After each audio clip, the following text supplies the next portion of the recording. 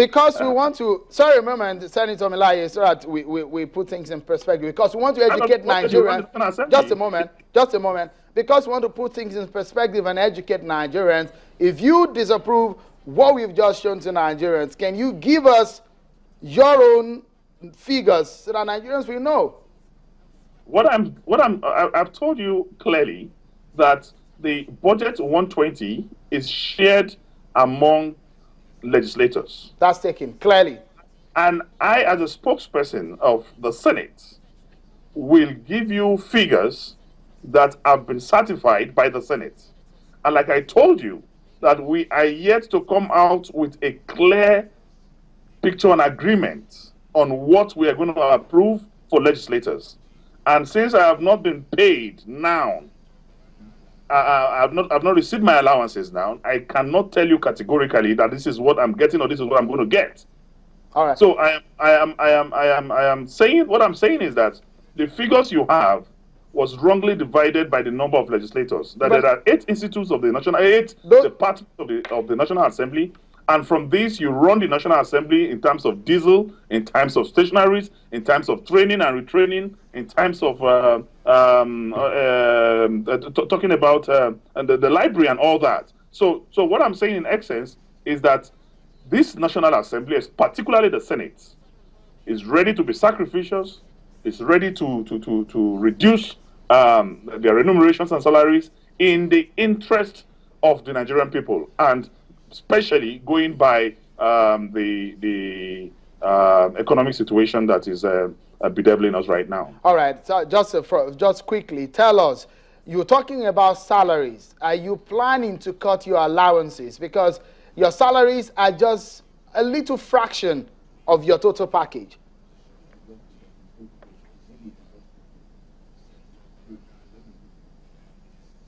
The consideration going on now is holistic. It's not only about salary.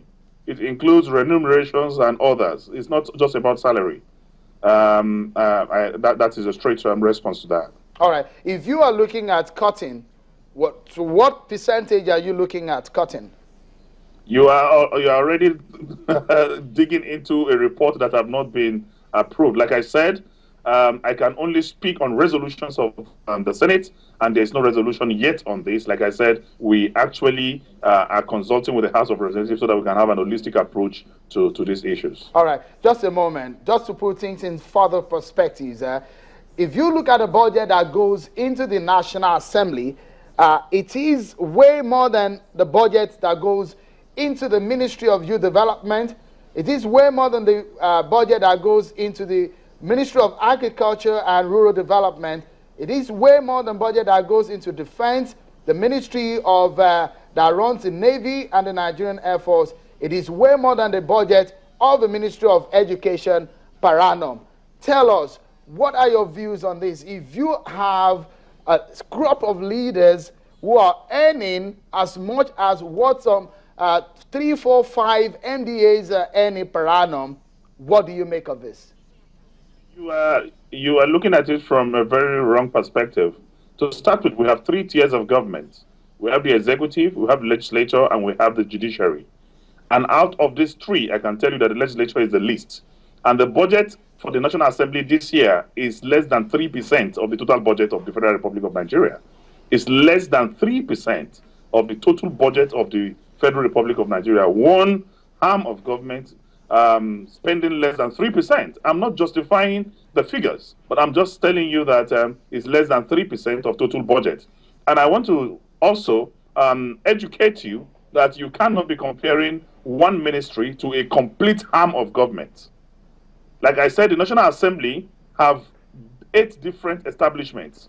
The National Assembly's commission alone is an equivalent of any ministry. Then you also have the National Legislative Institute. It's also an equivalent of any of these institutions you have mentioned. You also have the House of Representatives. You have the you have the Senate. You have the management of the National Assembly. These are all different establishments of the National Assembly that are individually equivalent of ministries and parastatals of government. So you cannot then begin to equate an entire arm of government with one ministry or parastatal of government. But that does not justify the need for reduction of in the remunerations, salaries, and allowances of legislators. All right, so Senator Melai, of course, we're looking at just how we can take this nation forward and what we can do differently in making sure that the structure that we have, that some people have criticized that is not the right one, how we can structure it properly. I have some other guests in the studio who are joining me now. Dr. Austin Nweze is a lecturer at the Pan Atlantic University. He joins me as an economist. Thank you for joining us. Thank you. And Senator Femi Okunromu, he was a member of the National Assembly and also a chairman of, a former chairman rather, of the Presidential Advisory Committee on National Dialogue. He joins me also on the program. Thank you so much. Thank you very much. Just in 1 minute before we go on a short break, tell me, Dr. Austin Nweze, let me start from you. Tell me, what do you make of the way the structure of government looks like in Nigeria? Is it properly managed? Is it balanced?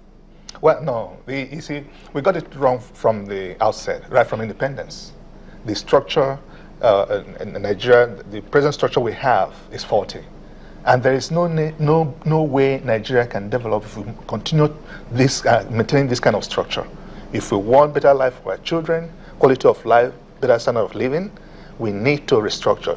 Go back to the, to the national confab that we just had. They had good recommendations there. If you have to change Nigeria, that's it, because the change begins with the restructuring of Nigeria.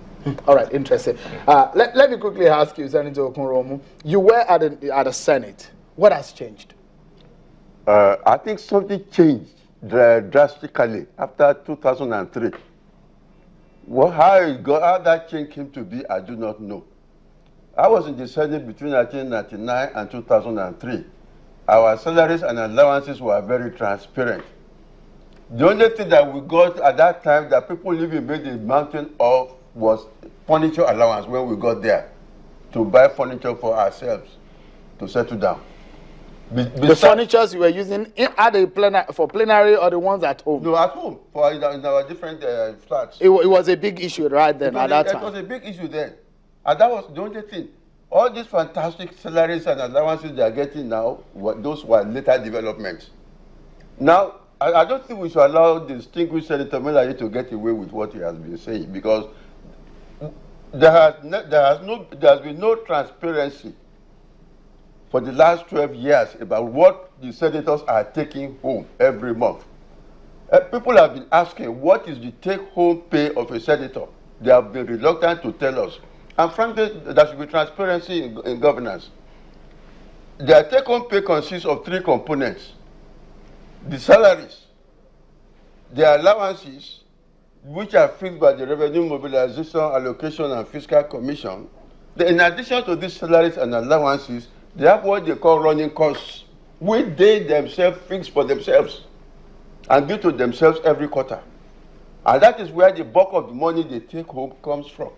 All right, thank you. You will give us a benefit of your experiences and your knowledge, because we go on a short break. And when we return, I still have Senator Dino Melaye, the spokesperson of the Senate, Dr. Austin Nweze, and Senator Femi Okunromu. What sort of leadership does Nigerians deserve?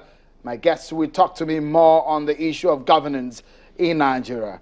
Join us again.